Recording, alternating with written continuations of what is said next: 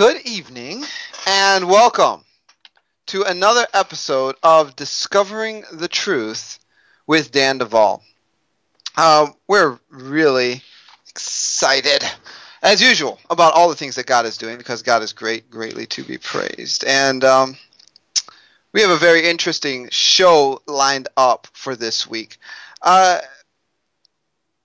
Before we get started, and before I introduce my guest, what I am going to do is announce that, for the next month, I'm actually going to be overseas. And so we will be playing a variety of shows that are still going to be very, very exciting on Discovering the Truth with Dan DUVAL, but they will be pre-recorded. In any case, they will be there every Tuesday night from 7 to 9. You will have our show running, thanks to my wonderful producer who's going to put all of these pre-recorded programs up throughout the month. So be prepared for that. Really excited about everything that's going to happen when I'm going to Rwanda. Now, our website is www.bridemovement.com. That's where you can find everything that we believe, what we are trying to do, our vision, audio teachings, videos, so on and so forth. Please take a chance, some time, check it out. Look at what we're doing. There's also a link to our blog and, of course, this radio program there. If you're listening to this on Blog Talk Radio, be aware, this program does not just go through Blog Talk. We are also on Christians United Broadcasting Network. You can find that at www.discoveringthetruthwithdanduval.com. It's on the Christian United Broadcasting Network, where you'll actually be able to watch the live program with video. Not only that, you'll also be able to access all of our audio or video archives from that place. So that is available to you. Now, also, I'm the author of 2 books, Noah's Ark in the End of Days and Wounded by Leadership. I just want you to be aware of that if you're listening. Great books. First one, Noah's Ark in the End of Days, really gets into some last day issues. Exciting, talking about angels, all the seals, bowls, trumpets, and so forth, these things in the book of Revelation. Get into some real meat. Wounded by Leadership talks about how to overcome the wounds that we take when we are submitted to injurious spiritual leadership. It's a journey that a lot of people take, and I, as a minister, after my testimony, was moved to say, let me address this issue, because this has been something I have been through in a way that God has really dealt with me. So there's a lot of solutions to your problems in that book. So make sure you get it. Now, we'll be taking live call-ins this program, and we're going to be talking about Nazis, mind control, and we're even going to get to the issue of Mars. So I'm really excited, and we'll be bringing our guest up in a minute. Before we do, we're calling him right now, and there he is. We're back with our guest. Don't say anything yet, because I'm going to introduce you first and give you a proper introduction, sir. Our guest this week is S. Douglas Woodward, and he's the author of 5 books now on the topics of Bible prophecy and American history, and that's soon to expand. Just a relentless pursuit of knowledge and history. Anyway, he has several upcoming works, some of which we will be getting into tonight. He has 35 years executive experience at Unisys, Microsoft, Oracle, and Ernst & Young. He also served as an elder in the Reformed and Presbyterian churches and a minister in the Methodist. He has been married to his wife of 37 years, Donna, which is longer than I have been alive. Wow, Doug, it's great to have you on the show. Thank you for coming. Hey, can you hear me okay? I can hear you just fine. Great. Well, a little technology question there at the last minute, but I think we figured it out. So it's great to be with you, Daniel. Thank you very much for having me as your guest, and I'm excited about the opportunity to talk to you about some very interesting things. Wonderful. Well, and this is the thing. Yeah, we had a little hiccup right before the show started. I saw you disappear on my thing, and I said, "Whoa, okay, fine." But yes. Shoot up a few prayers and make sure that we had the appropriate spiritual forces handcuffed, so that we could have a talk, hopefully uninterrupted. Amen. Well, hey, Doug, This is the first time you're on the show. Mm-hmm. let's begin by discussing you. I want to know, who is Doug Woodward? How did you come to faith in Jesus Christ? And how has he led you to do what you're doing now? Well, lots of stuff there. Let me say that I grew up in a very much a church-going family, as we would say back in the old days. My mom was a very conservative Methodist, which you have a hard time finding these days. And my father was a Nazarene, which was an offshoot of the Methodist Church many years ago. And so I kind of grew up in a much a church-going family. So I think I was always sort of reared in the Christian ways. I suppose that like I would say that when I was probably 10 or 11, I was influenced by Billy Graham and his television ministry, and accepted Christ into my life as a young child, and understanding the issue of salvation and so forth. And so that was, I grew up in the church, and I was active in the church. When I was 15, I was struck with a very serious illness, a form of cancer that really goes after adolescents. It's known as rhabdomyosarcoma, cancer of the muscle. And for adolescents, back in 1969, when this occurred to me, with very high mortality rate. So I had probably a 1 in 10 chance to make it through that. I had lots of wonderful family. I had a number of ministers that I befriended them and they me, and I had lots of fabulous spiritual support all across the country, and I managed to beat cancer. I never had any recurrence. I did lose my left leg to the disease, which at the time, so many people were dying that, I look back on it now and I count myself very, very blessed that I was able to live through that. So that had a huge impact upon my life when I was 15 years old. And as you would guess that it would, sort of, reshuffled my priorities. During that time, I grew very interested in studying the Scripture, and I learned a great deal. I read a number of books that different people gave me as encouragement and inspiration, and so so I felt a little bit like John Wesley, the founder of the Methodist Church, about 250 years ago. He was rescued from a fire by his mother, Susanna, and she used to call him "my brand plucked from the fire." And John Wesley said, he always had this sort of sense of a destiny or a duty or an obligation or a calling that God had upon his life. And I suppose, it's probably in some ways kind of a psychological condition. When you cheat death, you sort of feel like, well, there must be a reason why. And so I suppose that much of my life, I've had that sense of I wouldn't say destiny, but calling. And so, although most of my professional career has been consumed in high technology, was with Microsoft, with Oracle, was a partner at Ernst & Young, the last 5 years I've continued to do my day job, you might say, but I've spent many nights and weekends writing, lots of research, and I've been reading and teaching through the years, but decided that it was time to write a book. And so I wrote my first book. I got very, very good feedback from the people at Prophecy in the News, and I'm actually doing some consulting work now for them here in Oklahoma City. And so I'm very blessed and very fortunate to have that opportunity. And but I have rapidly wrote a second book called Decoding Doomsday. That's done very well. I've sold a number of thousands of copies of that book, and then wrote a book that was a bit more personal called Black Sun, Blood Moon, that is more about kind of my sense of as Christians what we should be doing now as we await the coming of the Lord. I wanted to call it keeping watch, but my publisher at the time, Tom Horn, said it's not dramatic enough. So we came up with Black Sun, Blood Moon, which is more dramatic for sure, reference to Revelation 12. But nevertheless, wrote that book. And then the last two books have been more of sort of a historical, political analysis of America. I'm very much under the conviction that evangelicals in America are historically, they mix politics and they mix conservative politics with Christian sentiments. And so I've felt that, part of my calling is to try to clarify that our loyalty and allegiance is to be, first is to Jesus Christ and the kingdom of God.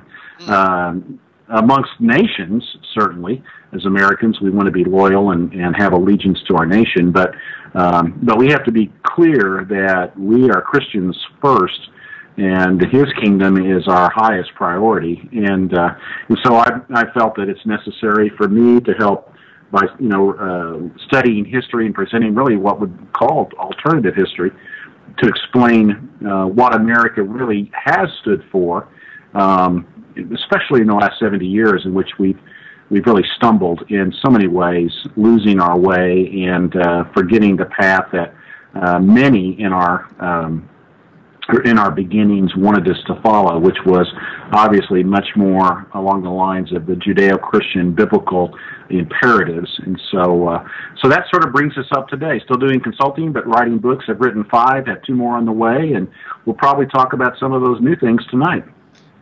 Yes, definitely. And, I have one of your books here. For those of you that are watching me on video, you can see it. It is Power Quest Book 2. His most recent one, which I read, and it was, just a ton of information and alternative history.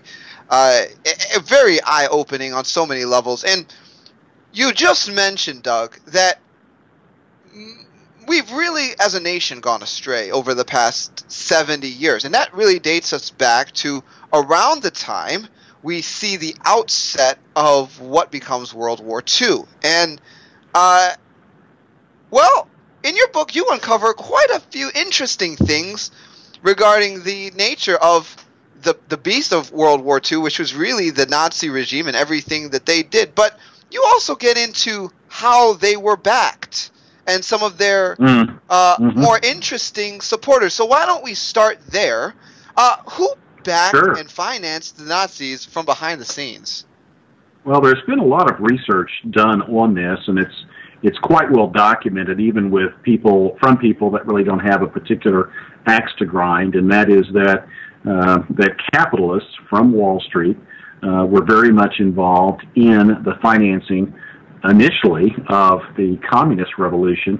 The Bolsheviks, Lenin and Marx and so forth, really Lenin and who's the other one that was the more radical one? But anyway, Lenin we can associate. And then later they financed Nazi Germany, Adolf Hitler, and really talking about the financiers, the Harrimans, the Rockefellers, even Prescott Bush, the Union Bank Corp, as well as a lot of the different American corporations, Ford, General Motors, DuPont. I don't know how far we want to go into that question, but lots of books written to the subject of how Wall Street financed the Nazis. Certainly John Loftus has written a great book, originally called The Belarus Secret, more recently updated and called America's Nazi Secret. And he recounts a number of scholars that have written on this subject, and it's just crazy. But a good example would be that originally the American industrialists and financiers had provided financing for a giant industrial park in Poland that would be accessed by railroad and by river. And so originally they built this sort of conceiving it as a place for industry. But when Adolf Hitler took over Poland after the Blitzkrieg, Poland turned this area into the death camps. This was Auschwitz. So Auschwitz was actually financed by Americans, and it had all the railroads running in from various points in Europe. So instead of bringing in raw materials and taking out manufactured goods, the trains brought in Jews and basically took back nothing. The Jews, many of them, millions of them, of course, were killed in the ovens and turned into ashes. And so Americans financed Auschwitz, and boy, the story that's just the beginning of the story. Wow. Let's ride this for a little bit here, because what was their motive, Doug? Has your research uncovered that? aspect of it, as Yeah. particularly the American side? Yeah, I think that there's several theories. You're dealing here primarily we have to remember we're not just dealing with individuals. We're dealing with corporations and we're dealing with businesses, and so there's probably a series of motivations. Some of them purely monetary. Some of them are simply let's loan them money, let's help them build things, let's have them pay us back. So some of this was purely banking. Now, theories of a number of writers, Jim Marrs and a series of other people, would certainly talk to the belief that the financing was a grand experiment by the very wealthy families of the world, including perhaps even the royals in Europe, in which they were testing different theories of economics, experimenting with three different forms of socialism. You had socialism in its sort of most, from the standpoint of kind of who controls the capital of the country, basically. So you had one form of socialism that was known as communism, and that was financed initially, obviously overthrowing the Tsar Nicholas and so forth in Russia. And then you had a second form of nationalism, National Socialism, fascism, as Benito Mussolini, the Italian leader, called it, which was a form of sort of central coordination between the national government and large corporations to create a robust economy. It turns out, if we're attempting to be slightly fair, fascism is a highly efficient form of economy. Essentially setting and establishing rules that everyone must follow. It created a hugely successful economy, which was obvious because after World War I, Germany was destitute. It was crippled. It lost, of course, millions of people, and it was in a Great Depression. And yet, by the time that Hitler came along in the early 1930s, Germany was already on the rebound. But Hitler, in about 5 years, turned a country that was forbidden to produce war machines into a country that was then, at its time, until America got with it, it was the mightiest, strongest nation in the world in its military capability, armed, of course, not just with guns and with a lot of soldiers, but with great technology. And so fascism was the second form of socialism that was being experimented with. The third form, which Americans might kind of wonder about, is really the form of socialism that was implemented by FDR in America. And so you had a more sort of liberal democratic socialism that was still heavily influenced by central planning, by a more robust, stronger central government. That's when we implemented Social Security for the first time. And so you really had three different types of socialism being experimented on by the super wealthy, just really a handful of families that control what happens in the world, primarily by fiscal means. And so the theory there is that you have these plutocrats, the rich and the elite, experimenting with socialism to determine which turned out best. And after deciding that Hitler had, that the communism was too dangerous, they really did want to take over the European continent. They created National Socialism to oppose it, and then after Hitler became carried away with himself and decided that he wanted to take over Europe, the wealthy elite decided that it was necessary to bring America into the war and to cause America to stand opposed to Nazism. In so doing, essentially, it created the opportunity for America to become the most powerful nation in the world, which essentially after World War II, America was the most powerful nation in the world, and much more powerful than the communists and probably the Soviets, than really, the sort of the general knowledge about the Soviet Union at that time was probably the Soviets were probably overrated in terms of their power. So America was, and really since 1945, has been the dominant, has become even an empire, I would say, in the world. And of course, that's sort of the basis for where the books are going that I've written. Wow. So what you just told us is that extremely wealthy world rulers, so to speak, instead instigated different forms of socialism as experiments in different places of the world, and then began to, and I believe this is true, and you know, a lot of people just think the story is as simple as, oh, they bombed Pearl Harbor and America ended up in the war because we had to stand up for our, you know, selves.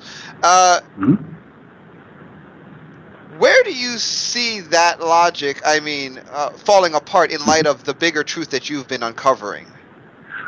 Well, it's kind of like in the Watergate scandal. Remember you know, the guy called Deep Throat told Woodward and Bernstein, he said, "Follow the money."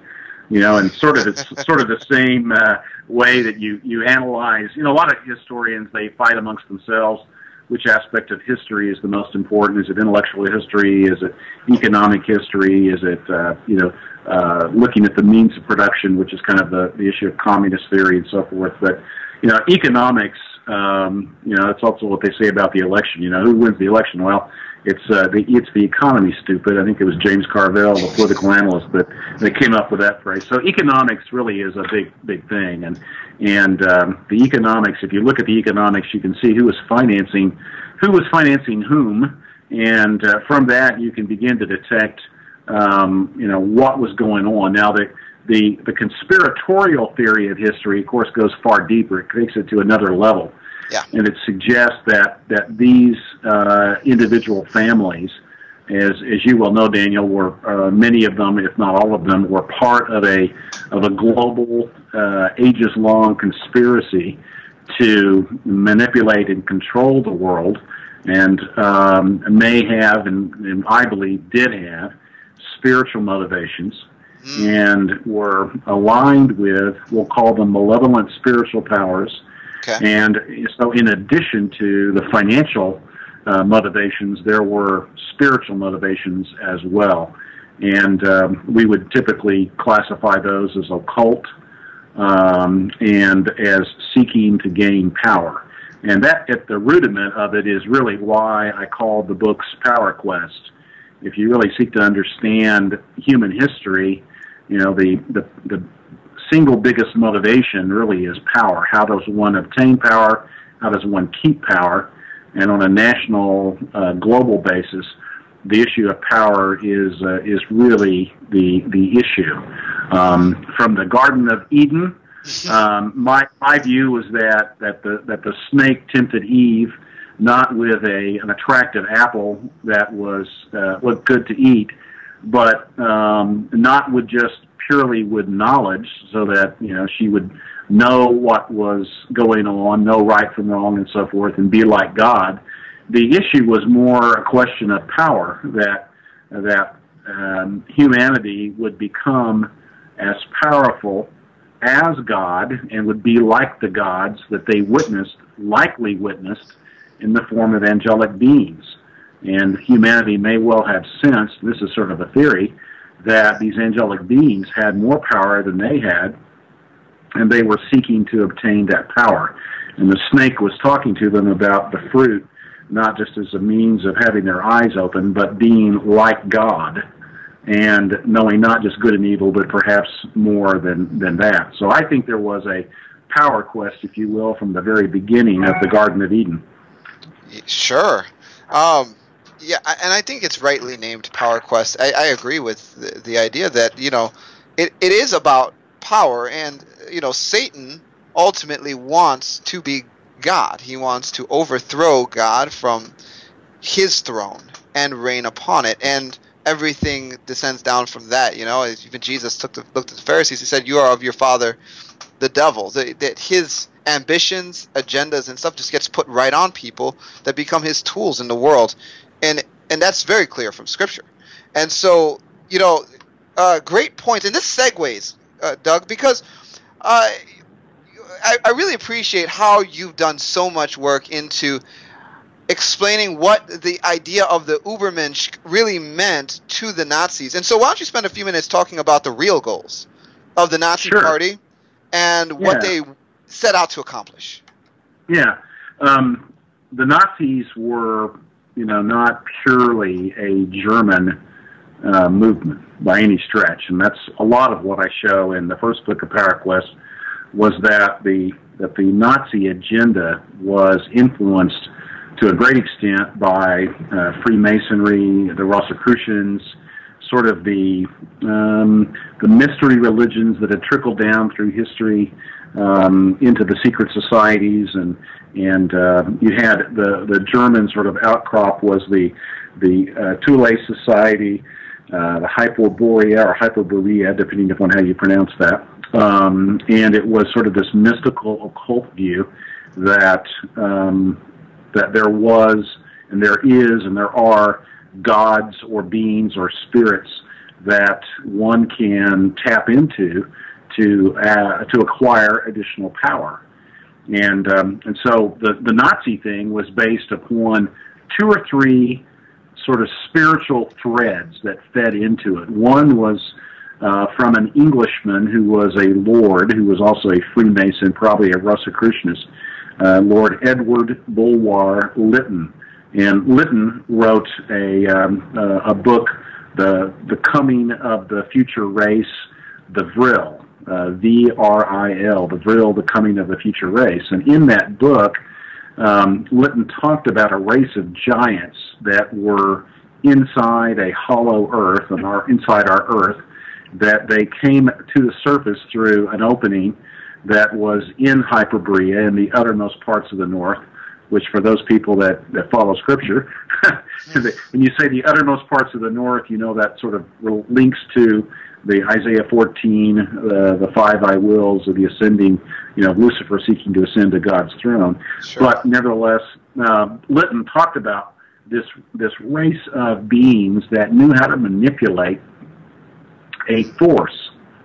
And, there's no question George Lucas got part of his notion of the force from not just Eastern religions, but probably from Bulwer Lytton and the Vril.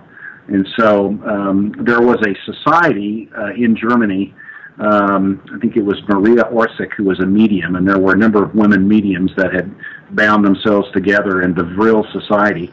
Eventually it was amalgamated into the Thule Society, and the Thule Society was headed by a guy named Dietrich Eckart. Dietrich Eckart was a kind of co-prisoner with Adolf Hitler in 1923, 1924, after the so-called Munich beer hall putsch, in which Hitler and the Brown Shirts were trying to take over the government. And but anyway, Hitler in Mein Kampf actually credits Dietrich Eckart as being the father, the spiritual father of Nazism. So he was an occult mystic without any question. And so, anyway, so one thread was the Vril Society, the Thule Society. Another thread was from Madame Helena Petrovna Blavatsky. Blavatsky was a Russian woman that claimed to be a mystic, that claimed that she had been trained by the Great White Brotherhood in the Himalayas, the Masters of Wisdom, the Ascended Masters. A lot of this is the hoopla associated with the really deep New Age occult mysticism of Alice Bailey. It all originated with Blavatsky. And Blavatsky showed up in America, happened to meet up with a very interesting character named Henry Still Olcott. And I don't know how deep you want me to go into this, but the two of them together essentially formed what became known as Theosophy.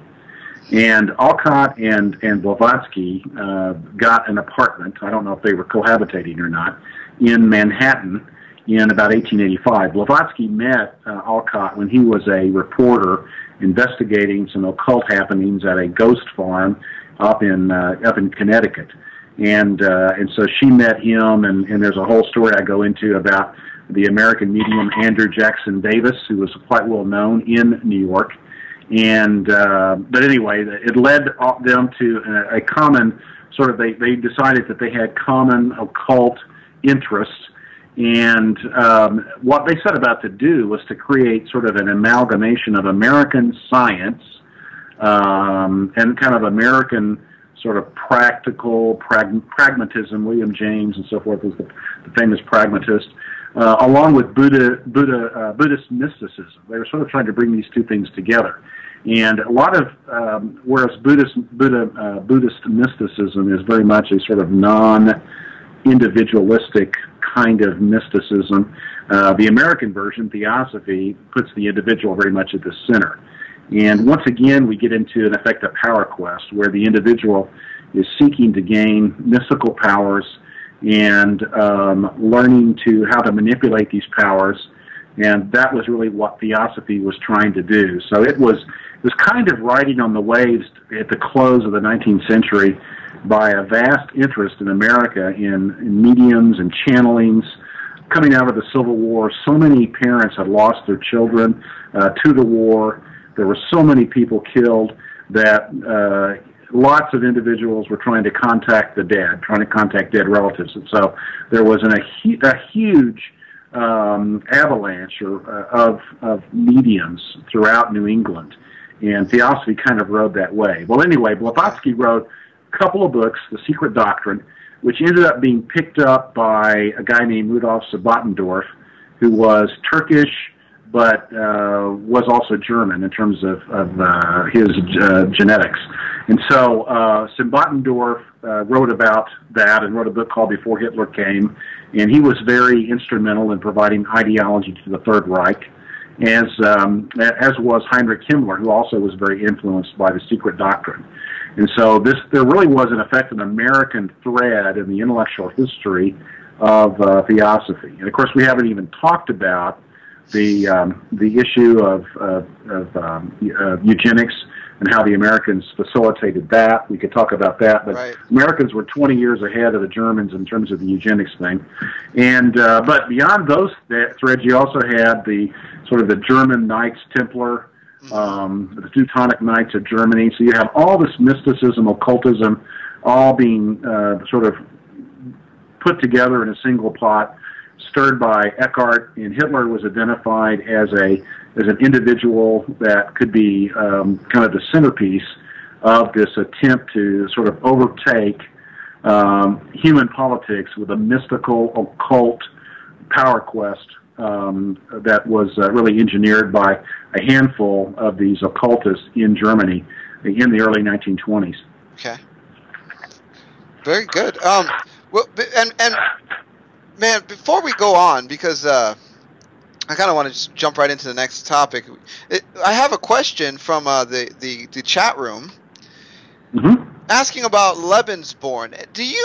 Have you come across anything that may point to the idea that the Lebensborn project had a supernatural agenda behind it? Lebensborn. Remind me what that is, because that's not striking a chord. To be honest, I'm not sure, because the question came out of the chat room. Let's ask the person that chats to either pass on to me which one that is, and maybe we're not even spelling it correctly or pronouncing it correctly or whatever. So I'm not familiar with what they're talking about, but maybe they can help us. All right, let's see if they can help us. We'll give them a second to type. We could even come back. We could come back to that. There's lots of interesting things. Did you get it? It was a Nazi breeding program. Oh, the Nazi breeding program. Well, yeah, that's definitely part of the whole eugenics concept. Where to begin? That's the story itself, as you know, Daniel, because I made you sit through it in Chicago. I could spend an hour and a half just talking about the Nazi eugenics program that was built a lot on the American program. But it was all part of the master race. And I really didn't get back to the Übermensch. The Übermensch is another thread that the philosopher Friedrich Nietzsche, or Nietzsche, depending upon how you pronounce his name, and he's not around any longer to tell us, as he died in 1900. But Nietzsche had talked about the concept of the Übermensch. And the Übermensch was an idealistic view of a sort of new man, not trying to speak with any sexist language there, but sort of a new humanity, a human being that had no interest in God, that had sort of surpassed or superseded the notion of God, and was able to establish his and her own set of values by which to live. So it was known as, Nietzsche called it the transvaluation of values. And this meant, that the value system of the Judeo-Christian world could be overcome, that mankind did not need to posit a God divine being that gave us laws, that humankind could choose its own laws, its own value system, and so forth. And so, at the root of the Übermensch was the concept of the Uberman, the Superman, a human being that could become like God. All right, now, this idea of Nietzsche, which really came about again in the 1880s, 1890s, you could, in some ways, you could say the whole thrust of world history, in the last 120 years, really was started by Nietzsche and his concept of Übermensch, which is how do we rebuild humankind into a more resilient, resourceful, potentially link back into the paranormal. Those that are into the occult would say that. But again, it's the power quest. It's how do we become God-men? How do we become like demigods? In today's world, of course, we talk a bit more, we may get to it in a little while, talk about angelic incursion, we talk about transhumanism, but in Hitler's day, they weren't quite up to test tube babies yet, but they did decide that part of the solution was purifying the racial stock. Racial hygiene is what it was called. Again, that's a term actually introduced in America, yes, as was race and blood, yes, all introduced in America. But the idea was, let's purify the stock, the hatred towards the Semitic race. In part, Blavatsky had talked about this in The Secret Doctrine. She had theorized wildly that there were 7 root races coming out of the ancient lost continent of Atlantis, and that the Aryan race was the superior race. In America, we Americans called it the Nordic race. Hitler and his group called it the Aryan race.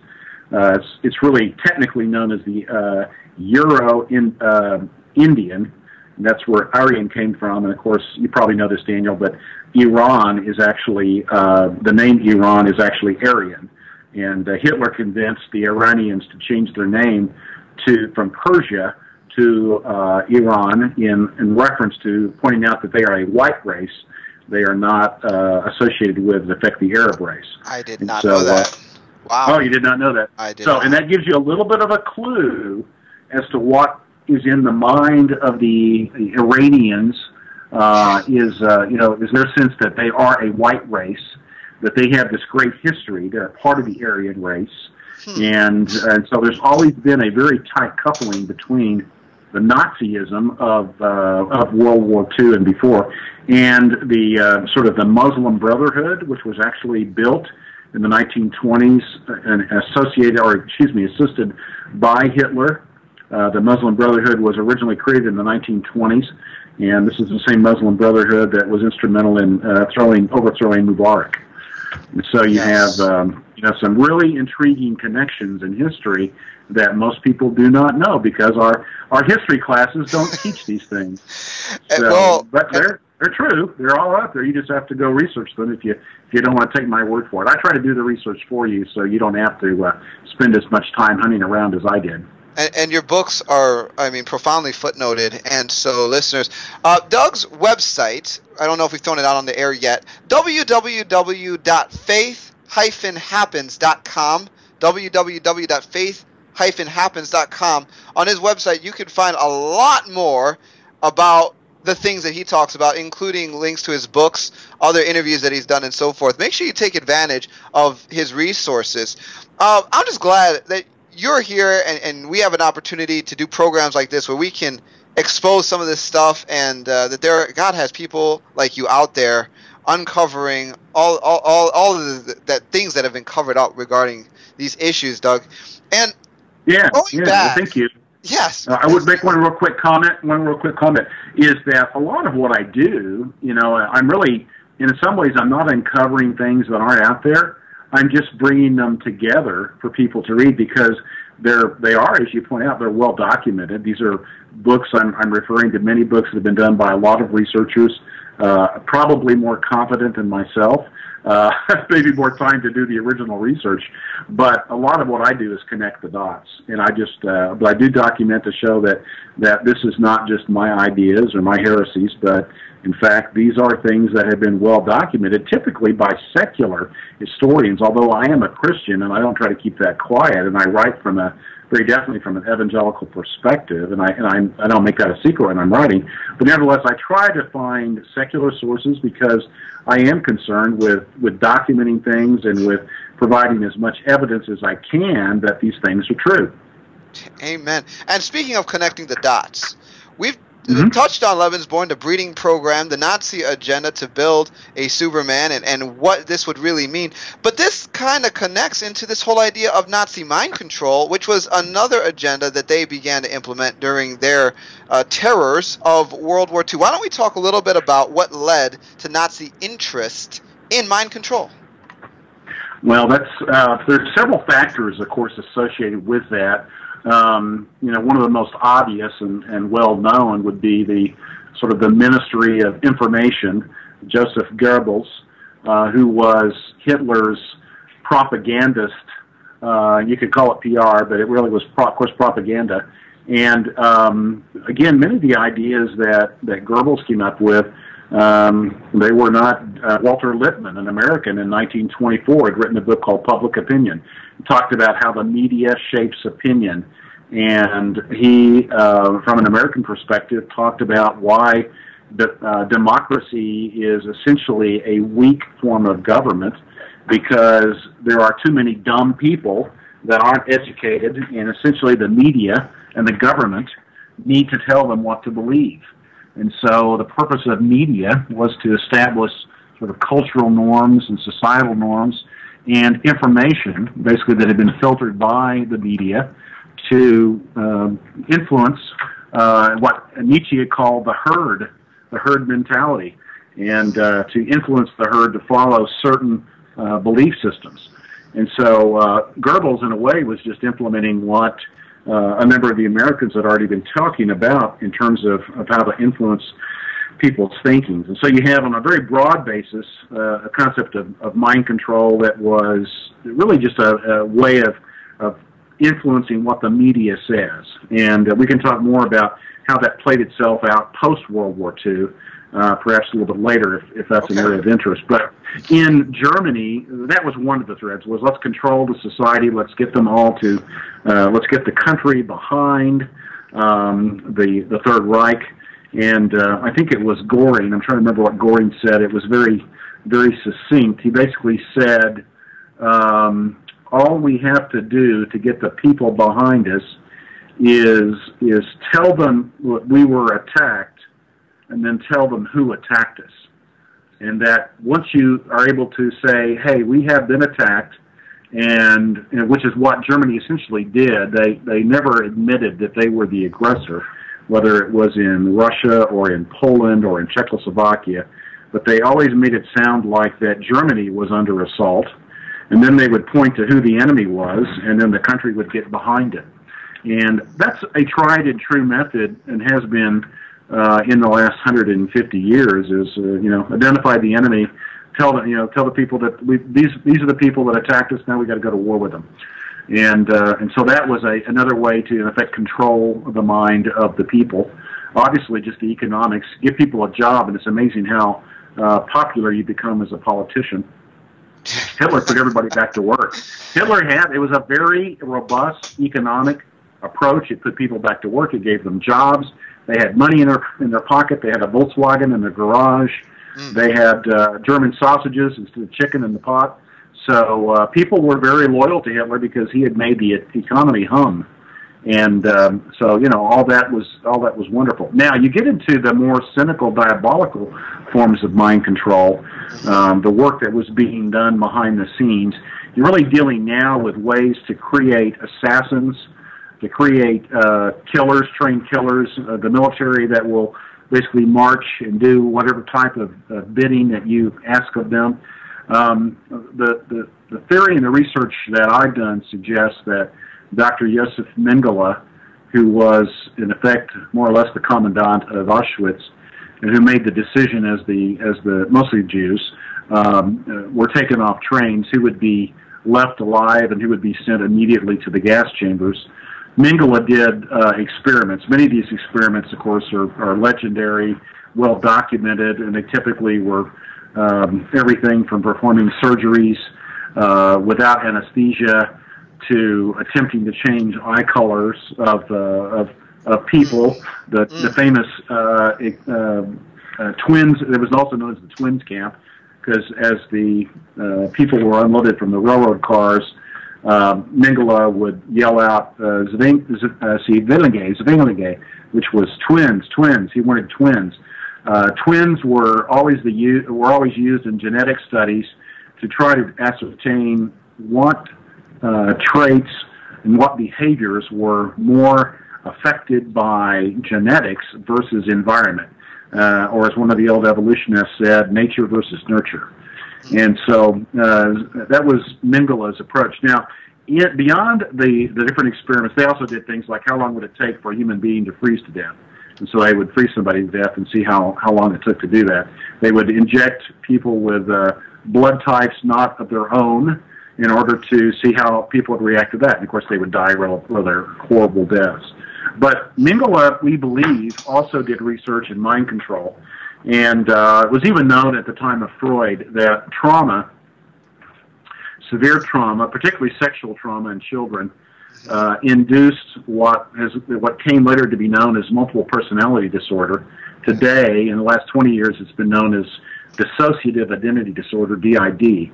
And it is pretty well agreed by all authorities now that what causes DID in a form in adults is known as PTSD, or basically the shock. PTSD. I'm sorry. Post-traumatic stress disorder. Thank you. Post-traumatic stress, PTSD. Post-traumatic stress disorder essentially is an adult form of dissociative identity disorder. But it was perfected, we believe, by Mengele in Auschwitz, and it was continued to be studied beyond Auschwitz, probably before and after, by a scientist in England named John Bowlby. Bowlby, B-O-W-L-B-Y, was responsible for developing a psychological theory known as attachment theory. And attachment is the concept that we all need to connect to other people. We don't like to be alone. We like to be with people. We get married. We have friends. We attach. And that attachment comes as a need for love and affection and companionship and so forth. Well, it turns out that it's a very, very powerful motivator, especially in children that are learning to gain their sense of trust. And by breaking breaking attachments, forming them and then breaking them with trauma, it induces essentially a personality disorder, split personalities. And so it's believed that Mengele perfected this before and during the war with experiments, and then others continued to perfect it, afterwards. So it was used as a means to create assassins by developing different personalities in people and then training or programming those different personalities to the point where in the 1950s and 1960s it got to be extremely sophisticated. Unfortunately, certain groups within American military and civilian intelligence, the CIA, began to use this as a means to create the so-called Manchurian Candidate. Yes. And so mind control has this sort of public propaganda aspect to it, and it also has this very sinister human torture, just like the movie Manchurian Candidate that was a remake. Denzel's version was a remake of a version that Frank Sinatra and Lawrence Harvey starred in 1962. Yeah. And so that's the story there. And just going back to what you mentioned about mind control, you're really talking about two levels here within the individual to program alter personalities, which we have talked about on my show several times at this point with different people.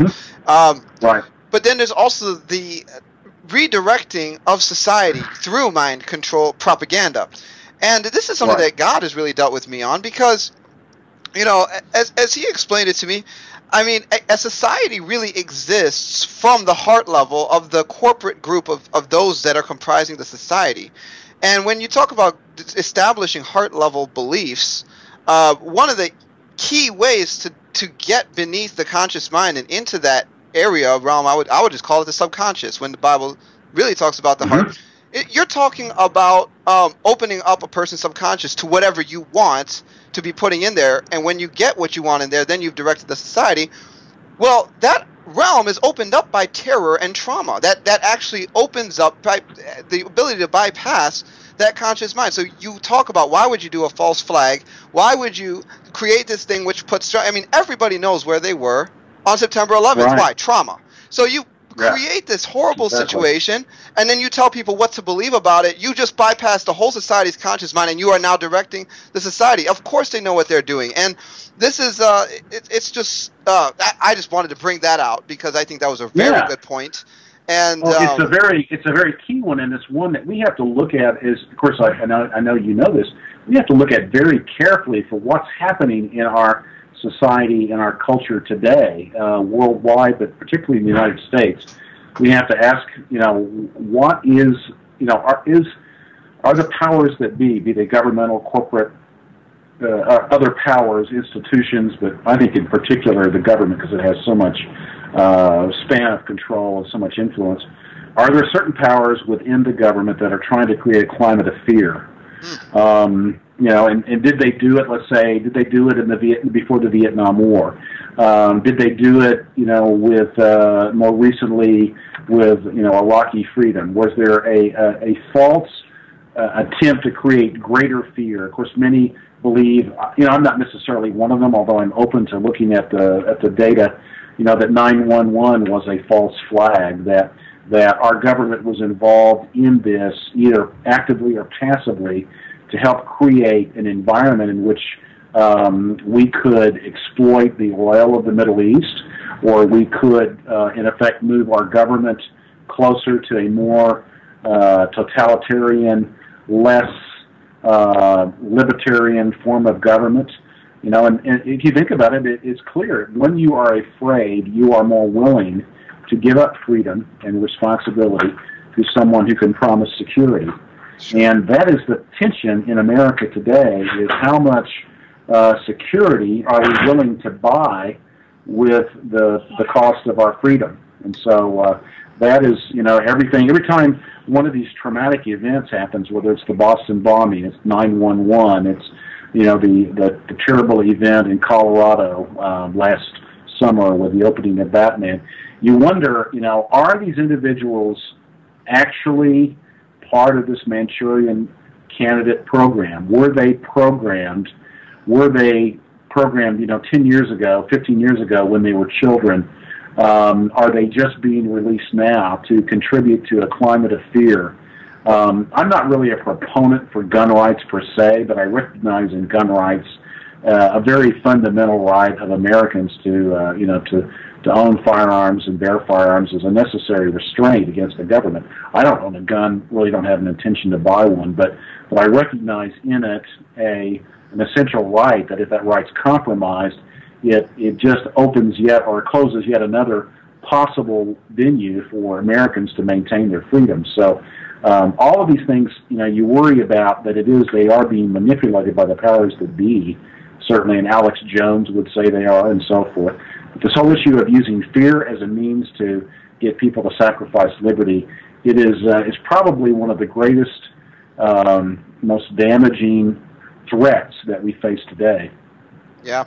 And, one of the things that God uses to keep his people straight on these issues is the Word of God, which says he's not given us a spirit of fear, but of power, love, and a sound mind. And, I just love coming back to that, because that helps us when we receive that from God to keep a clear and level head, even in the midst of what the devil really is trying to put on people. I mean, regardless of the source. And so I wanted to come back to this because, we've been talking about all these things regarding mind control. And you mentioned that, there's been work done both before and after. And we started talking about, some of the stuff that was done in the early 50s. And let's talk about how it was carried over and continued in the U.S. and some of your research in that area. Yeah. In the 1950s, America was in the throes of a tremendous fear, once again, of communism and the Cold War. All this was bubbling up in the late 1940s. The Soviets that were our allies all of a sudden became our enemies. And there was this great fear of brainwashing and mind control, and it was not without substance. There were things going on that showed us that the communists were clearly willing to use mind control as well as propaganda to influence and to, in effect, ratchet up the pressure upon their culture and their people. So we had this great fear that our freedom was threatened, and legitimately so, by the Soviet Union and Communist China. So in the Korean War, the notion of the Manchurian Candidate came about from the idea that American prisoners of war from North Korea were being shipped into mainland China, into Communist China, as it was known at the time, Red China, and that they would make a side trip to Manchuria, a province of China, and that in Manchuria they would be programmed, brainwashed, which was really the first time that term was used, although it was really invented by Pavlov back in the 1920s, behavioral psychology and so forth. But nevertheless, brainwashing was the logical conclusion of that, and it was another form of programming. And it turns out it wasn't as effective as brainwashing or traumatizing children, because you could get very clean-cut personalities with very distinct personalities and programming to trigger those personalities within the individual.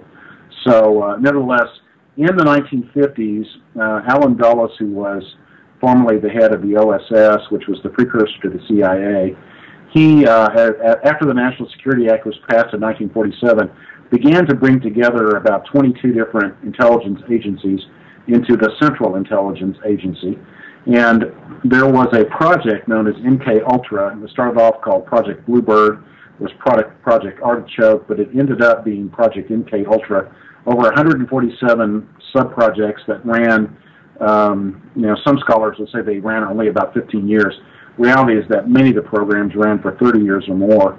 And they were, it was enormous funding that was done that involved not just a few individuals, some of the notorious leaders that we'll talk about, but it involved dozens and dozens of academics in academic universities that were being paid as contractors to do research and studies on methods of controlling the human mind.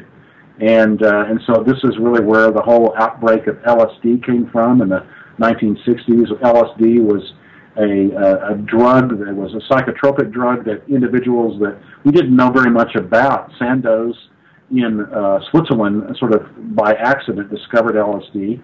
Didn't really fully understand its implications.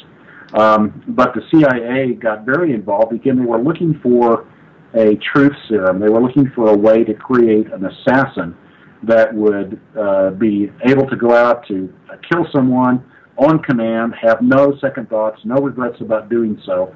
And so they experimented with various types of drugs, mescaline, LSD, hypnotism.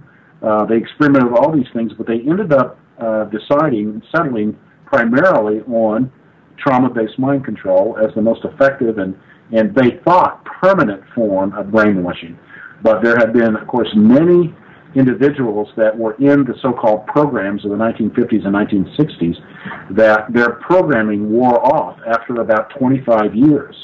And a number of individuals have written books. Bryce Taylor, Kathy O'Brien, Carol Roots have written books talking about their experience being programmed by the CIA. In some cases, the CIA programming was, in fact, Pastor Doug Riggs would tell you that it was an outer layer of programming. The deepest layer of programming was potentially done by Mendel. Wait, hold on.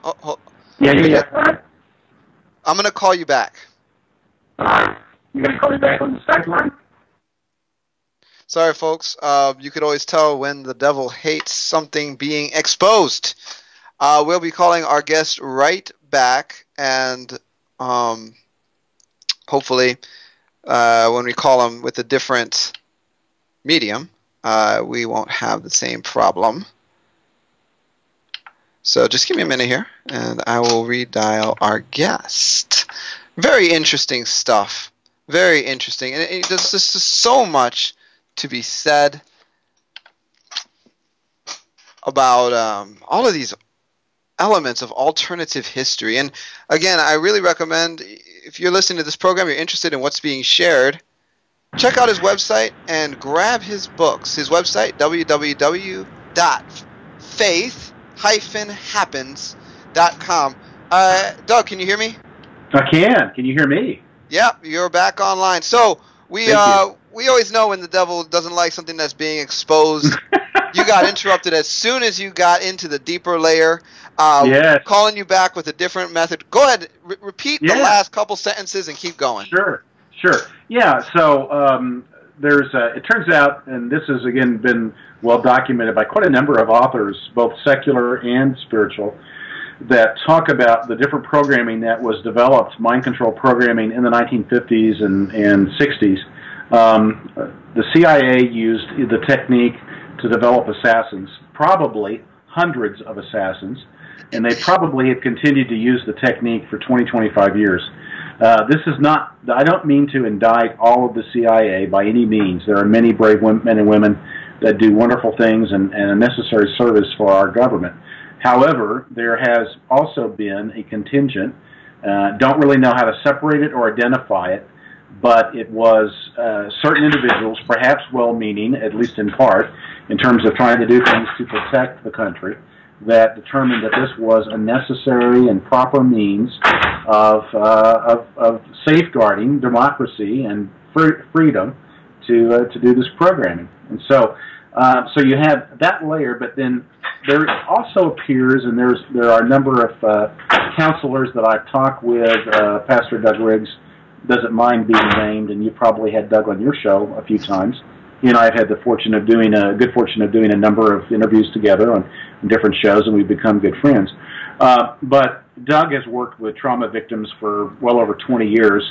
There are other counselors that have worked with these victims as well, and they all confirm the same story, that there is a deeper level of programming that gets more into what we would call the spiritual, could be occultic, but this is work that appears to have been done intentionally, and this is where your listeners have to hold on to their hats, metaphorically speaking, because it appears that the Mengelas and the people along these lines were doing programming where they were not only traumatizing children, but they were calling upon demons to come in and infest or possess different personalities within the individual. Now, how this works, Doug Riggs has done a pretty nice job of trying to understand the sort of the you could call it the psychological, but really more the spiritual composition of the human persona, and has done a lot of work to try to explain this. And I certainly am no expert by any means, but there are multiple components to the human person and the core personality and so forth. But nevertheless, there was a spiritual aspect to this, and a lot of this gets into what we believe is true, that there are some of the most wealthy and most influential people are not only wealthy, but they're also spiritually aligned with what we believe are forces of evil. They may or may not believe they're forces of evil, that they're just powers, spiritual powers, that help empower them to achieve and maintain their wealth and their power. But nevertheless, we believe that they're influenced by what we would call the adversary, Satan, and that he is, in effect, seeking to achieve his agenda through the kings of the earth and the most rich and powerful, and that this mechanism, mind control and the use of spiritual forces, calling them into individuals, dark rituals, and so forth, that this is all part of a satanic plan to ultimately bring about a single world ruler that we, of course, call the Antichrist. And so all of this is part of the ultimate power quest, which is Satan's plan for him to control the world and to somehow create humankind, the Übermensch, if you will, in his image rather than in the image of God. And so, in a nutshell, that is the central plot line of human history from a Judeo-Christian point of view. Wow. And that's the same. That's the same direction that God has had me on it, understanding that this is where it's all pointing. And it's all started for me with this simple verse: "As it was in the days of Noah, so shall it be in the days of the coming of the Son of Man." What did that mean?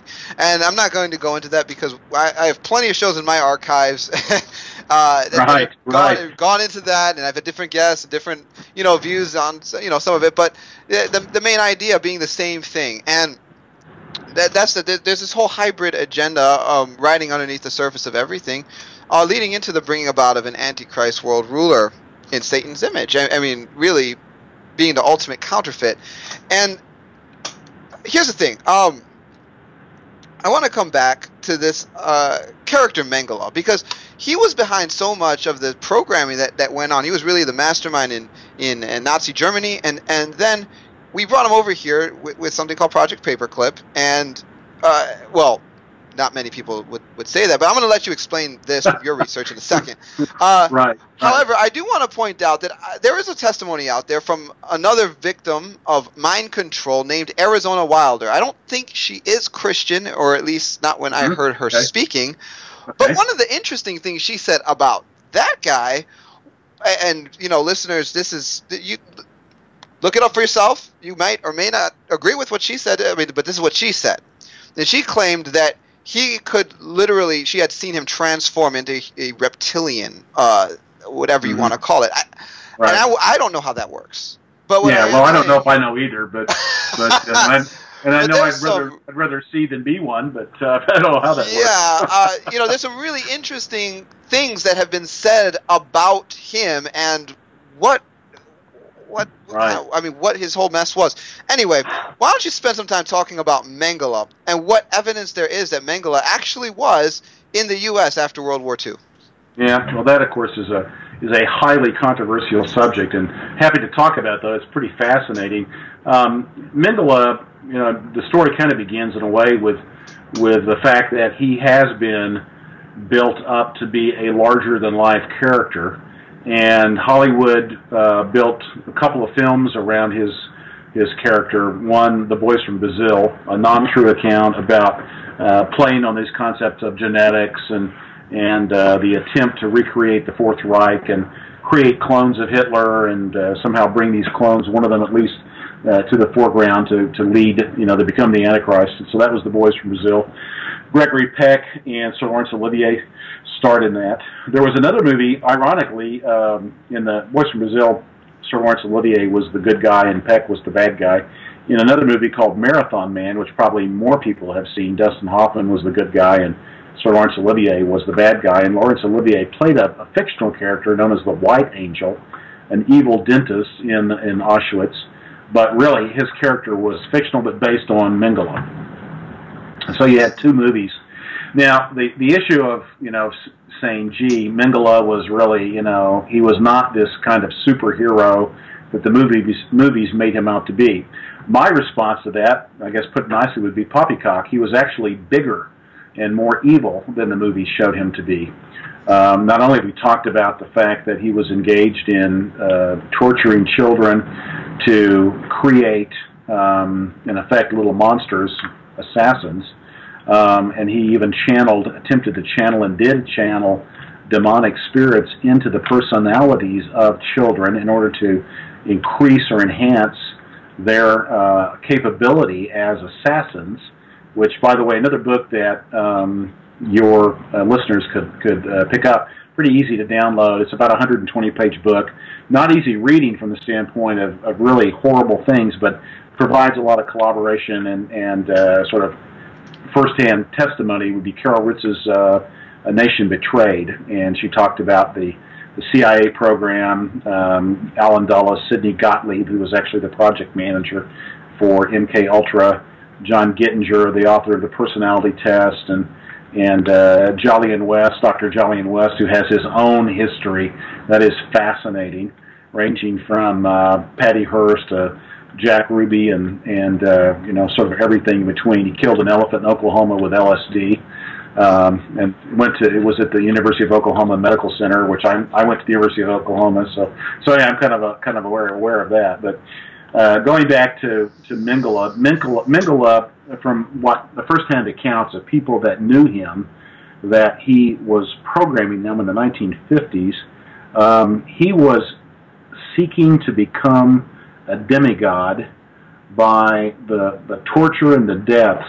It was, and it is certainly consistent with occult beliefs, that one acquires powers by killing others and by torturing and harming others. The more innocent, the better, in terms of creating a greater power. And so, could Mengele shapeshift, as you're describing? I actually hadn't heard that before. I don't put anything past him. He was a nexus of evil. And the stories I talk about in my book, it really kind of conclude PowerQuest Book 2, talking about Mengele and talking about his influence, and actually really begin his story, not just with the Hollywood movies, but talk about the government study that was done by the Department of Justice in 1992 that looked into the allegations that Mengele was actually in America during the 1950s, and also that he was in fact a consultant to the American government, specifically to the CIA. And of course, the report is negative in that respect. It says, "Oh no, he was never in America at all. May have connected in New York on an through an airport, going from South America to Europe, because we know that he went to visit his parents and his family.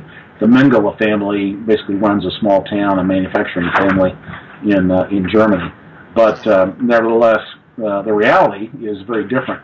The standard biographer of Mengele is, Mengele the Complete Story. Gerald Posner wrote the biography, sort of the accepted biography of Mengele. And he talks about the fact that we know a great deal about Mengele because Mengele kept diaries. We know a lot about his life up to 1949 when he went to South America, went to Buenos Aires and set up an effective business and was a doctor in Buenos Aires. He was a friend of Adolf Eichmann and a bunch of other Nazis that had gotten into Argentina through the rat lines. But Mengele wrote a diary. His diaries also continued in 1961 and kept pretty good detailed notes of his whereabouts when he was living after he escaped from Argentina. When Eichmann was picked up by the Mossad in 1960, they almost picked up Mengele. Would that they had, but they didn't. They decided that they had better get out with Eichmann, who they later took back to Israel and eventually hanged for 15 counts of war crimes against humanity. But Mengele escaped to Paraguay, Bolivia, ultimately lived as a sort of caretaker ranch hand in Brazil. And that's the published, academically accepted account of Mengele, and supposedly he died in 1979 on a beach outside of Sao Paulo, Brazil. And but the stories that I have listened to from first-hand accounts, talked with Dr. Stam, talked with probably 8 individuals that were victimized by Mengele, and other counselors that confirm it, that Mengele was in America in the 1950s quite a bit. And it's interesting. Posner admits that we don't know anything about Mengele from about 1951 to about 1960, and there's, in other words, there's this blank in his history, in his diaries, and he poses the question. We don't know why Mengele didn't tell us about what he was doing then, but he wasn't recording where he was and what he was doing. And of course, I theorized that the reason he wasn't recording it was that he was working both for the CIA and he was working for the royals of Europe, the kings of the earth. Psalm 2, and of course many other places in the Old Testament, talks about the kings of the earth that conspire against the God of heaven and his Christ. Psalm 2, the famous psalm that Jesus quoted to the Pharisees about God creating, making his enemies a footstool for his feet and so forth. Yep. But nevertheless, it was during this period that Mengele was involved in training, we believe, in training CIA personnel how to do this type of programming. And these are, the only way that we can prove this is really just through various accounts by a number of people in different parts of the country that are not colluding with one another, and they tell these horrific stories that no one would even want to recount, let alone experience.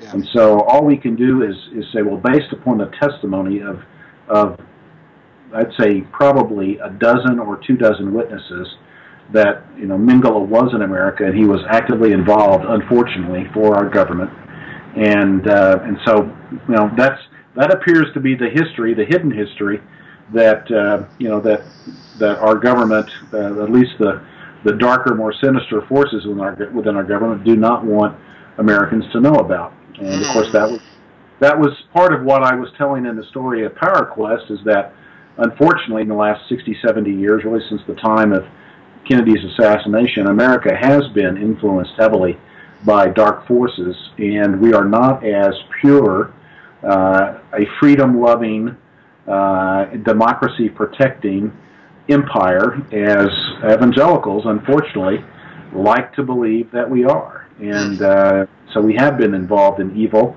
and ultimately, of course, it leads to the allegation that I will make, and I am making with my co-authors in another book we'll be publishing called The Final Babylon, which should be out in about less than 2 months, probably in the middle of July, that makes the allegation that America, not Europe, is the final Babylon, is Babylon of Revelation 17, 18, 19, is the daughter of Babylon of Isaiah 50, 51, and so that's kind of where I'm going with all of this, is warning Americans, pray for our country, be aware of what's transpiring.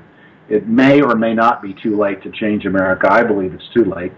I believe that the word has to go out. The spiritual transformation of individuals has to take place, because it is probably too late to change the social institutions, the governmental institutions, many of the largest, most powerful corporations, because they've already sold out to this kind of fascism, as Jim Marrs describes it, the Fourth Reich, that is global in nature and involves the globalists. And so that's where I am going, and I wish I weren't. It's not a happy thought, but I believe it is the truth. Wow, and there's so much evidence that point in that direction. I mean, it's clear to see why you have been going in this direction. Here's the thing. Mengele, and I may have misspoke earlier when I associated Mengele with Project Paperclip. He may have meant not anything to do with that. Actually, not directly. He was secreted into the country, probably by CIA agents, the way that they did a couple of other key Nazis that I talk about, quoting Christopher Simpson from Blowback and some other books that have been written by secular authors that talk about other war criminals that were sort of secreted into the country. And what I was showing there was, hey, it was done. The Office of Justice, as John Loftus points out, the Office of Integration, these people, our certain governmental agency conspired to get the Nazis into the country, to give them false passports. Paperclip certainly did it. Paperclip false dossiers to the files of these Nazi war criminals. And Loftus, who was a member of the Department of Justice, and who his book was actually based, not Chris Wallace, but Mike Wallace's father, did a story back in the 60 Minutes back in the 80s, talking about the Belarus secret, Loftus's study. And so things I'm talking about have been well documented by secular authors, that these things were done by not just the CIA, but the CIA working in coordination with immigration services and the Department of Justice. And so it's just horrible when you understand the nature of the conspiracy that was going on, again, ostensibly for the protection of the American people, but arguably not for the protection at all, but for the diminution, the belittling or the reduction of liberty in America. And so that, but yes, I think that the nature of like Werner von Braun and his rocket scientists that were brought in through Paperclip, many other scientists, that was a bit more public. It was done in a broader program. I think Mengele was such a heinous war criminal that his involvement in America had to be done extremely secretive and never admitted that it occurred. And yes, so good. We cleared that up. And so thank you. And there's one more aspect before I move on from this whole Mengele thing, because this was really like almost a climax point in your book, Power Quest Book 2. Yes. The idea that Mengele's death did not happen the way that, well, people were told. The way that Posner talks about his biography and what is sort of public record. Yeah. Why don't you spend a few minutes talking about that before we move on? Well, this gets into, really into the supernatural. And we can't fully, explain the fact that there's this contradiction between a number of witnesses that were at the death of Mengele, which was, I think, it may have had a physical locus, not in Brazil, but in all places, Fort Wayne, Indiana. It may not have been in time-space per se, but may have been in a slightly alternate dimension of some sort, in which, because the description that a number of witnesses that were there, what they indicate is that there was an attempt somehow to transfer the spiritual power of Mengele to an individual that, let's call him Dan, not Dan DUVAL, but another Dan. And I talk about who this is in the book a little bit more. I just don't want to necessarily be out public about it. Okay. They have been. I mean, there are interviews by these people on the internet. But nevertheless, he was personally involved with Mengele as a small child, likely was, according to his testimony, and goodness knows he does look like King George VI, was the son of at least halfway of King George VI, and was actually programmed by Mengele on a deeper program, a deeper history that I talk a bit about, and again, there's quite a bit about with direct interviews from people out on the internet. You can go to Pastor Doug Riggs' site and look up Joseph Mengele. There's a couple of long 2-hour, total of 4 hours of interviews called Remembering Mengele, and you can listen to these interviews yourself. But there's also a 3-hour movie that's been done that I was involved in. It was interviewed for part of the first hour of the movie. That's available out also, talking about exposing these secrets. But the individual involved was programmed by Mengele, was involved occasionally, saw Mengele, considered him his father, and there's a lot of fascinating details that these individuals, one of them named Connie, I'll just leave it at that, she was a bit older. She was more or less Mengele's personal secretary when he was in the U.S., and has some incredible details to share about her experiences. But long story short, many of these individuals were together in some type of ritual in which Mengele was killed, and we can't really explain it, but somehow he was killed, at least in some sort of spiritual dimensional kind of thing, and he died in this experience, and it was witnessed by a number of these individuals that tell the story, and they apparently all shared in this experience. Exactly how it happened and all the details we don't know. I talk a bit about it in the book, but suffice it to say that something happened in which Mengele was killed in some sort of spiritual ritual, in which he was attempting to transfer his powers to Dan, or some form of his powers to Dan, and eventually Dan broke away from this, you might call it sort of a secretive cult, and was freed from this, but it does provide, in effect, sort of the conclusion of the second book, Power Quest.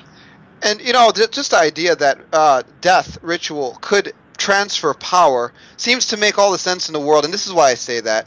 Just because we didn't get power or victory over sin or life beyond death in Christ until Jesus died. And so his death created the opportunity for a transfer of God's life into Christians when they believe in Jesus and his atoning sacrifice.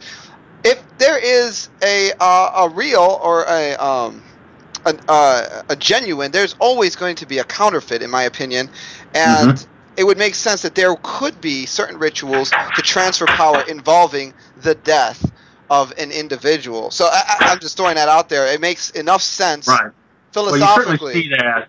Yeah, you see that in a lot of occult rituals. That is a common, sort of theory or assumption about those rituals. That's why they are performed. That's why death is involved, and so on. And hopefully, I never have to witness one. But that certainly is the consistent testimony by hundreds of people throughout history that is part of the process. But you're right. The death of Christ, the blood of Christ. We talk about, remember that old hymn, there is power in the blood. Yep. We don't fully understand it, Daniel. We don't fully understand, why there is power in the blood. We don't fully understand why the name of Jesus causes the evil powers to flee, but we know it works, and they do. And it has something to do with authority.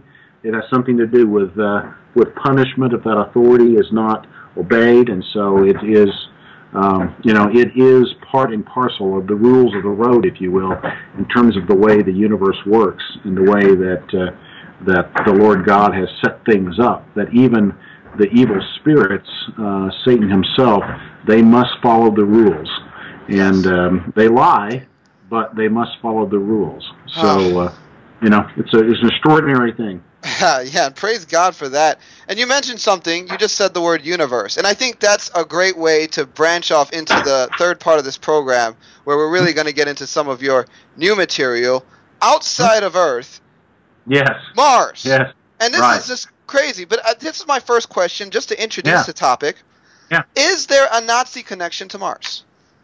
Well, there appears to be. There may be more than one, but we talked just briefly about Wernher von Braun, and maybe a good place to pick this up is a place that some of your listeners can, at least the older folks like me, might know about, which is that Wernher von Braun, who was an SS officer, was responsible for the V-2 rocket that many of which were shot at London and destroyed many buildings and killed many people in London.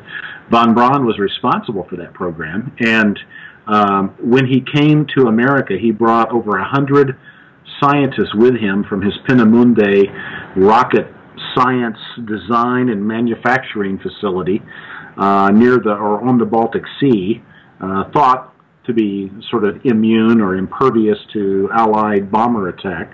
Eventually, that turned out not to be true. But anyway, von Braun eventually dealt himself a deal where he and other members of his team that were hugely instrumental in NASA and in creating the American space program, as well as other German scientists that went to the Soviet Union that were very instrumental in their space program. And these German rocket scientists basically begat the competitive space programs in the Soviet Union and in America. Hold on a second, I'm taking a drink. My voice is getting shot. Yeah, take your time.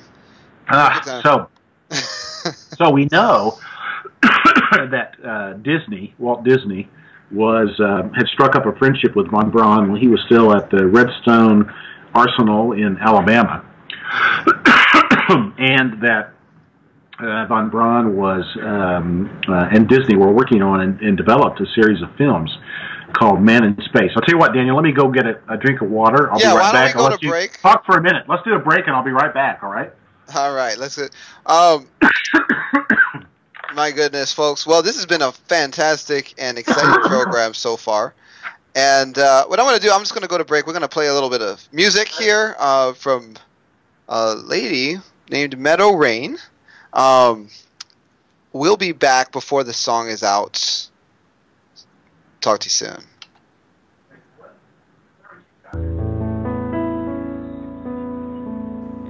Let your love wash over me.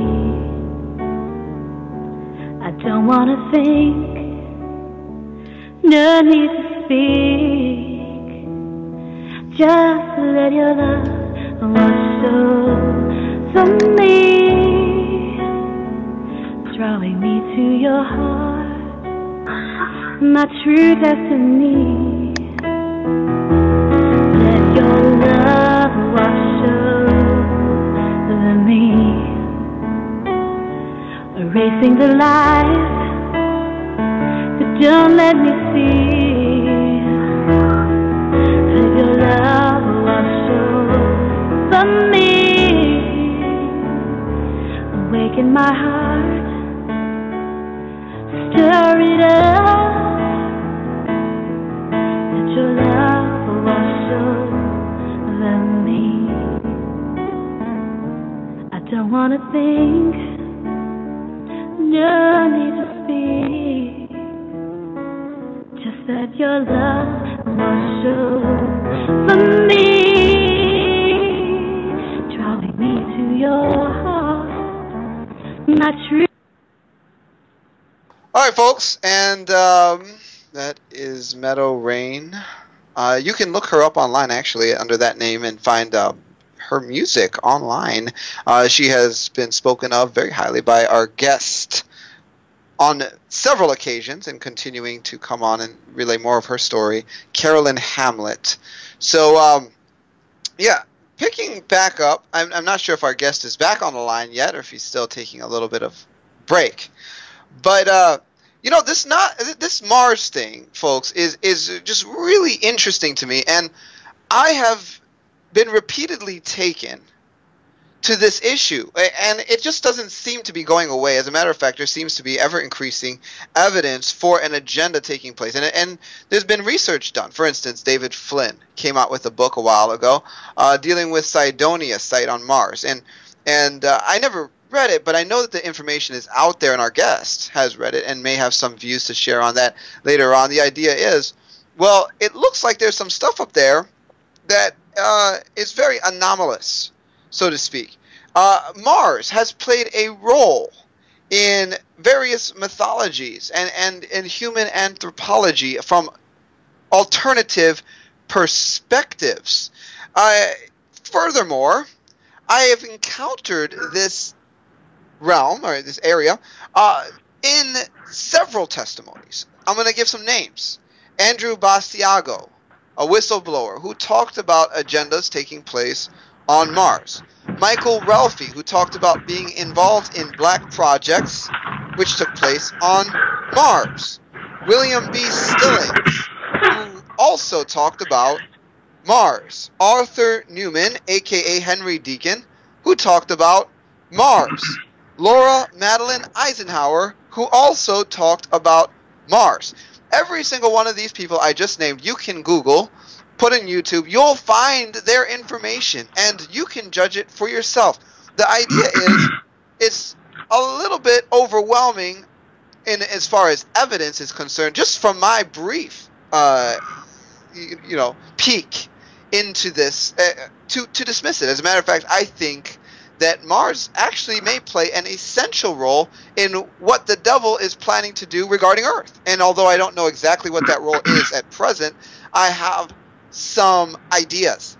Anyway, it sounds like you're back with us, Doug. I am. Perfect segue. Perfect segue to the whole issue of Mars. And the book that I'm working on, your listeners can find many of the sort of the preliminary work, preliminary chapters at my website under Doug's posts, where I talk about various issues associated with Mars. Because Daniel, I believe that there's a real likelihood, just based upon sort of the history of the human race and its sort of very strange attraction to Mars, that Mars is going to play, and actually has been playing for over 150 years. Mars has been playing a role in deception and deceiving the human race.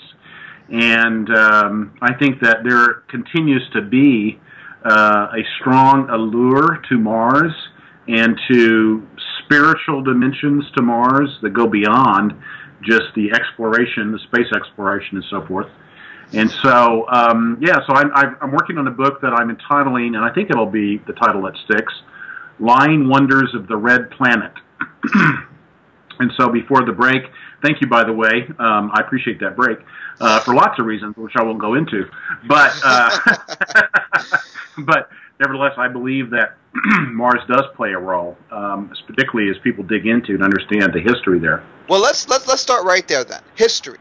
What role has Mars played in mythologies regarding topics such as human anthropology? Well, vast, in so many different areas, and you can just scratch the surface. Certainly, we're, in terms of our popular culture, we're familiar with the concept of the god Mars, the god of war. The Greek version of Mars was Ares, A-R-E-S. The notion of the red planet, that the ancient mythology, Mars was the god of war, and the decision to go to war might be influenced by the appearance, the brightness of Mars. Mars varies greatly in terms of how bright it is, because the distance where it's located in the solar system relative to the Earth, it can vary greatly. It can be as far as 250 million miles from Earth. It can be as close as 35 million miles, and so it can vary by a factor of 10 in terms of its brightness. Wow. And it's known as the opposition of Mars, when Mars directly is on the same side of the Sun as we are, and is in Earth and Mars, their orbits align every 2 years and 1 week, and it's what is known as the opposition. So every couple of years, we get a pretty close view of Mars. And in certain times, in fact, the most recent, in 2003, Mars was as close to Earth as it had been if the current orbits of the planets have been maintained, which I think they have been, but there are those that argue that they haven't. But assuming that the current orbital paths of the planets have been constant for, say, several million years, although there is an argument that about 2 million or 1 million to 3 million years ago, the path of Mars became radically different, which we'll talk about. But nevertheless, closest that Mars and Earth had been together was in 2003, and over 60,000 years since the two had been only 35 million miles apart. So the opposition to Mars facilitated, back in 1890, facilitated a sort of breakout for Mars in terms of popular interest in sort of modern mythology. And Mars, the god of war, was also the god of civilization, the god of agriculture. He's had various consorts, Mars and Venus. The book, Men Are From Mars, Women Are From Venus. Well, Mars and Venus were supposedly consorts in ancient mythology. Okay. And there were other consorts. Seldom did the gods have only one lady. They always had more. But nevertheless, that Mars and Venus were are Aphrodite and Ares, in the Greek version. And most listeners may know that the Greek gods preceded the Martian gods, and many of the Mars gods were just renamed Grecian gods. And the Grecian gods were really renamed Egyptian gods, because before there was Zeus, there was essentially Osiris and Isis and Horus. Yeah. And even I could jump to the fact that Horus literally means red face, and Horus is the god of Mars. Horus is also, yes, Horus is the god of Mars. And so the fact that it's the eye of Horus that sits atop the pyramid on the America's Great Seal, there could be a hidden message there. But nevertheless, we kind of begin to get into modern mythology of the last 100 years, and that sort of begins with an Italian named Giovanni Schiaparelli. And Schiaparelli was the first to use the term canale, which Americans picked up as canals. Canale really just sort of meant channel, or kind of like riverbed, but it got turned into canals. because in the transliteration into English, that's the way it was sort of awkwardly done. And Percival Lowell, himself sort of a hidden occultist, got interested in Mars. He was trying to figure out what to do with himself. He had been an Ivy Leaguer and from a very, very wealthy family. Every day when I used to drive down from Nashua, New Hampshire to Boston to work for Honeywell and to work for Oracle and Microsoft, I would drive through Lowell, Massachusetts. And that's, the family, Lowell, Massachusetts, the manufacturing goods, textile, the Industrial Revolution. That family was very involved in that. But anyway, Percival Lowell had traveled to Japan, was interested in the occult in Japan, but got interested in Mars because of the opposition to Mars and the clear viewing. Lowell was the first to recognize that observing Mars, you needed to be on a mountaintop to get past a lot of the atmosphere that is called perturbation or perturbing the atmosphere. The air circuits or circulation blurs your view of Mars, and so further and further as we go along, you'll see telescopes get bigger, and their light power increase, but also they get better viewing by getting away from the atmosphere. That's why the telescope. I'm trying to think of the name of the telescope, and it's ironic because Hubble. Thank you. Yes. Yeah. Okay. Yeah, it's ironic because his nephew worked for me at Microsoft. Really? for a while. Had the same Small last world. name. Yeah. So, but nevertheless, you have Lowell creating a belief in that there was life on Mars, and so I go into a number of the in the chapters I talk about life on Mars, how common a belief it was. One of the great high points of the Martian mythology was the 1938 War of the Worlds radio broadcast Orson Welles did, later made into, of course, movies. The movie with Gene Barry back in the 1950s and the remake with Tom Cruise not that many years ago. And but the idea that there was life on Mars, and H.G. Wells, of course, was the originator of this idea, himself an interesting socialist, a utopian, believing that Mars sort of represent these aliens from Mars were sort of representing the worst of humanity in the way that the British Empire was colonizing the world and was using the Martians to sort of make a social commentary, which is another pattern you see in so many books on Mars in the early 20th century, 1910s, 1920s, were social commentaries on the Earth, but they were using stories about Mars to tell that social commentary. Wow.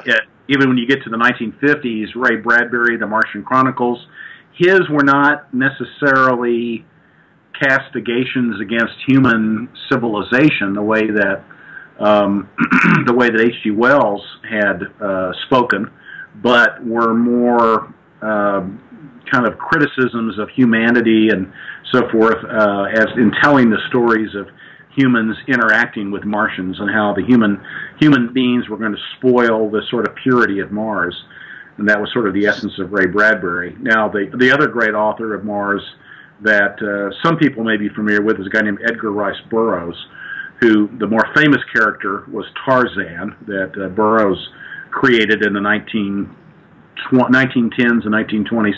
But his other character that was quite famous was John Carter.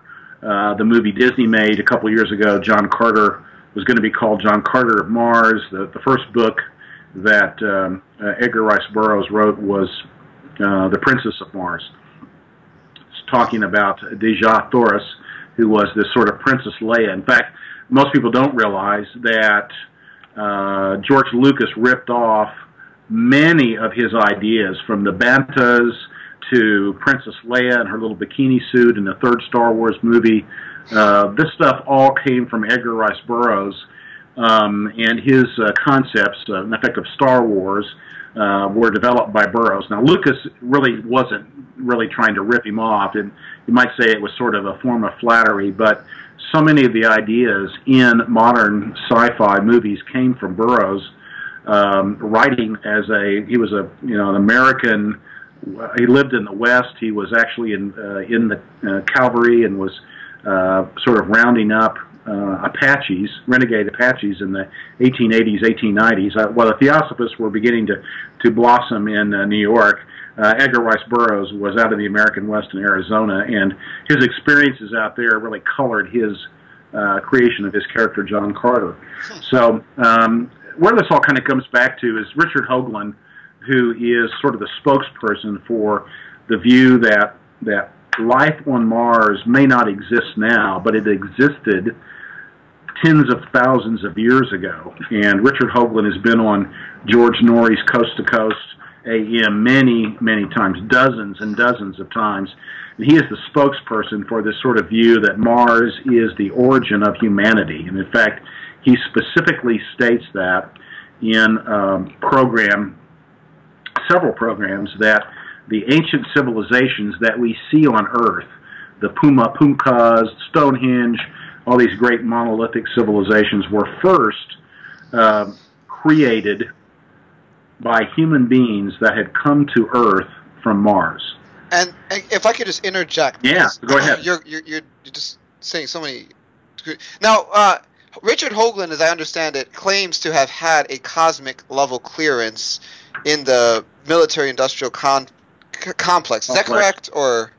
I don't know that he does. I don't know that I don't know that he claims that. I know that he was a consultant to NASA at one time. He was a color commentator to Walter Cronkite when Cronkite was doing the Gemini and Apollo space missions. Hoagland would occasionally be there as a commentator on what certain things meant and so forth. He was the expert.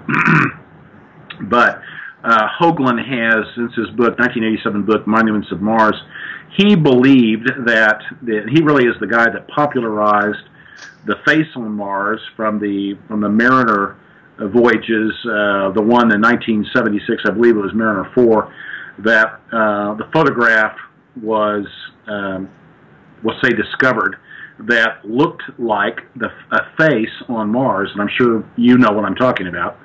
Yep. The Sidonian face, Sidonia Mensa, was the location. Mensa, by the way, means altar, which is interesting. Yeah.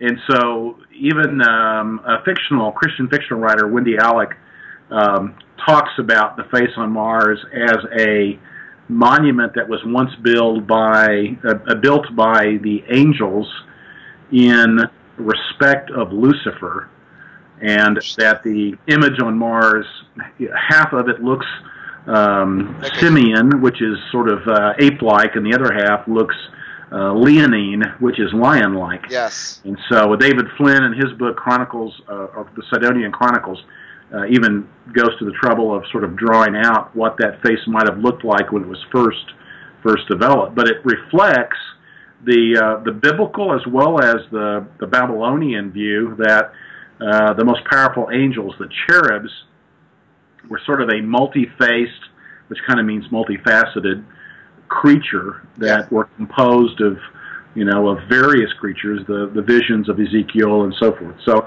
you see that theme repeated not only in the Zodiac, but in the Bible in a number of places, and it's that itself is a fascinating study. It is, and the other thing I wanted to bring up, I mentioned Arizona Wilder earlier, and again, anyone that's listening to this can hear her story, but part of, I believe this was in her David Icke interview, and I'm not endorsing David Icke by any stretch of the imagination, but in her interview with him, one of the things that she mentioned was that this very thing was part of the indoctrination she went through, going through what she went through. In other words, the idea that there was this move from Mars to the moon and then Earth, and it involved both, I mean, you have to listen to her own story, but she incorporates that into her explanation of what she was taught. So this belief is out there in someone's mind. Oh yeah, no, we've only scratched the surface, and listeners that are interested in this, I'm encouraging them to go to the website, read my posts. They're really basically articles. I've been also, in effect, publishing these with the gracious assistance of Lynn L.A. Marzulli, sort of serially publishing this expose on Mars through Marzulli's monthly magazine, and so they're available as well in his archives. But the book will be hopefully coming out by. I've actually decided to delay the book until probably the middle of September, just because I'm trying to get another book out before the Colorado Springs conference that I'm speaking at the end of July, which is the Final Babylon I alluded to earlier. Trying to get it out first, but I'm releasing information about this other book, the book on Mars, kind of every month, and so people interested in it can take a look at this. But there are so many things to talk about with Mars. One of the more fascinating things is the supposition that many have that Mars has been colonized. It may have held life at one time. There may have been a residual contingent of humanoids that continue to live underground on Mars. There's a belief, getting back to your very original question about is there a connection between Mars and the Nazis, there may be. Von Braun developed a plan to go to Mars, sort of what we call the Mars Project.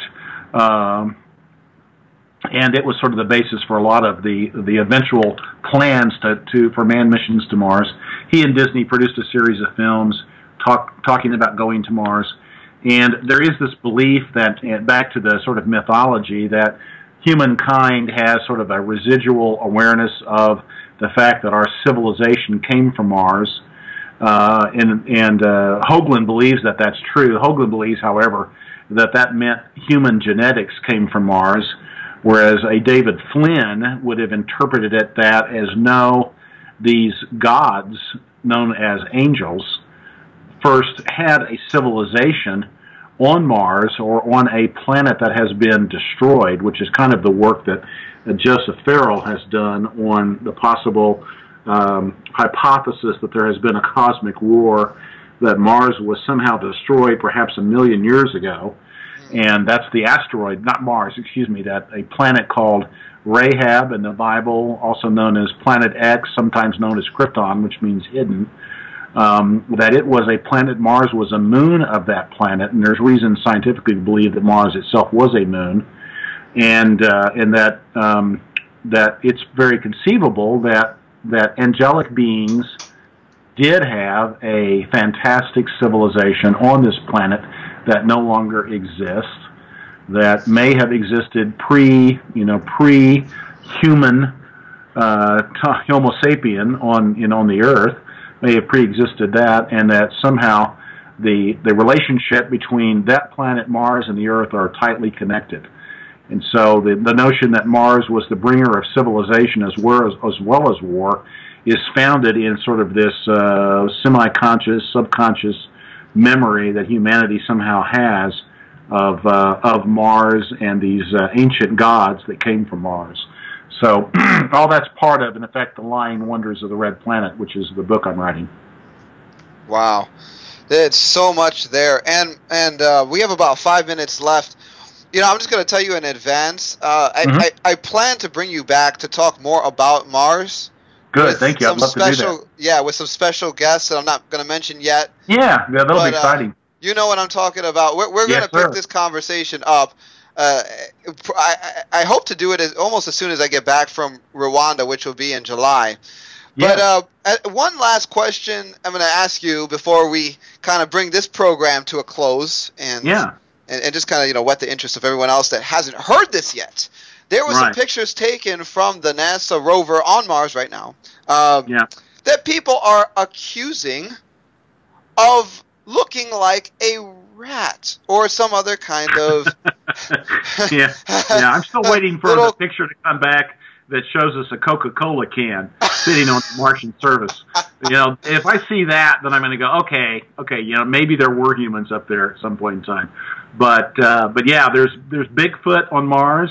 The rat, there's, Hoagland, I talk about this, goes into, I have an article I called Seeing Things on Mars, and I talk about how Percival Lowell used to see the canals, and so they used to the straight lines, and and that Richard Hoagland is sort of the modern day Percival Lowell, in that he sees things in these photographs that he believes proves there was this ancient civilization, and he goes to great lengths to demonstrate that these photographs prove it.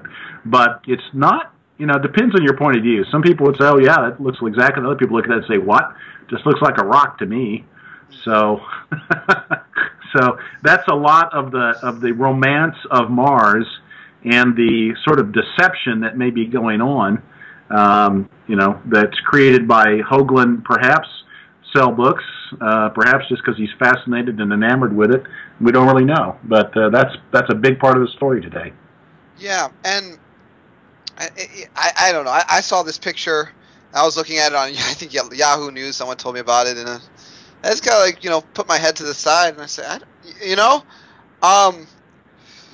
all I know is that there are so many testimonies talking about agendas going on Mars. Who knows if someone accidentally brought a... Oh, I know. Well, if your people want to, if your listeners want to have their minds blown, just have them do a search on the jump room to Mars. The jump room to Mars. Supposedly, it's a means developed by our government to teleport people in a matter of minutes. Yep. From the Earth to Mars, and that supposedly there is a vast colony underground on Mars, that we're not just talking tens of people, but we're talking hundreds of thousands of people that supposedly live on Mars. And I think you were alluding to it as I came back on, where you talked about yep. Eisenhower and the three alternatives and so forth. There's a lot of modern mythology, let's put it that way, sure. that may or may not be true, and I'm still researching, studying, listening to interviews and so forth to kind of make up my own mind about some of that. But long story short, I think it ultimately is going to be, there's going to be massive deception in a coming quote unquote full disclosure, and Mars is going to play a key pivotal role in that, and that's what the book is about. Yes, well, and folks, check it out. And Doug was not kidding. I visited his website, www.faith-happens.com. He has a lot of information that he has released about his research into Mars. So if this interview, particularly this section on Mars, has piqued your interest, check out his information and research, all done from a Christian perspective. Again, I'll give you those names that I listed earlier for more information on Mars, whether it's true or not. You be the judge. I'm not making claims either way. But, Andrew Basiago, Michael Ralphie, William B. Stillings, Arthur 90 Newman, seconds. a.k.a. Henry Deacon, and Laura Madeline Eisenhower, some of the most well-known whistleblowers on the issue of Mars, and their stories are certainly beyond interesting and certainly perplexing in some cases. Indeed. So, folks, this has been Discovering the Truth with Dan DUVAL. Did you have any last thoughts, Doug, before we close? No, just to thank you, Daniel, for the opportunity. We've covered, so many different subjects. I appreciate, as an interviewee, how much preparation you've done, because I think for the listener, it's made for a more structured and way to digest and absorb the information. So I think it's been a great experience from my standpoint. All right, well, praise God. Folks, this has been Discovering the Truth with Dan DUVAL. We are out of time. Thank you so much for listening. And again, we're going to be right here Tuesday nights, 7 p.m. Central Standard Time. God bless you all and have a wonderful evening.